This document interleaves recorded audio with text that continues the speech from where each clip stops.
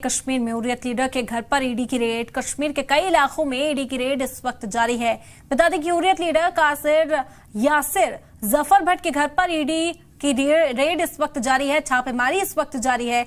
Hurriyat leader के घर पर ईडी रेड कर रही है। कश्मीर के कई इलाकों में ईडी की रेड जारी है। हुर्रियत नेता काजी यासिर के घर पर रेड करने के लिए पहुंची है ईडी की टीम।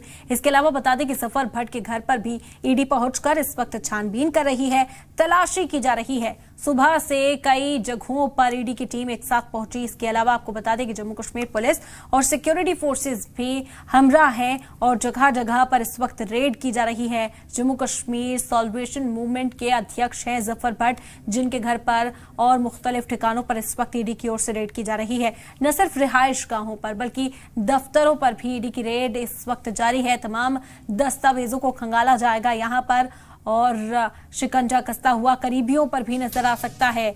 बड़ी खबर कश्मीर से इस वक्त आप तक पहुंचा रहे हैं। हुर्रियत लीडर के घर पर ईडी की रेड इस वक्त जारी है। कश्मीर के कई इलाकों में ईडी की रेड। हुर्रियत लीडर काजी यासिर जफर भट्ट के घर पर ईडी की रेड इस वक्त चल रही है। हुर्रियत के लीडर हैं जिनके घर पर रेड करने के लिए, छापेमारी करने के लिए ईडी की ये टीम पहुंची है। कश्मीर के कई इलाकों में इस वक्त यही कार्रवाई, यही छापेमारी देखी जा सकती है।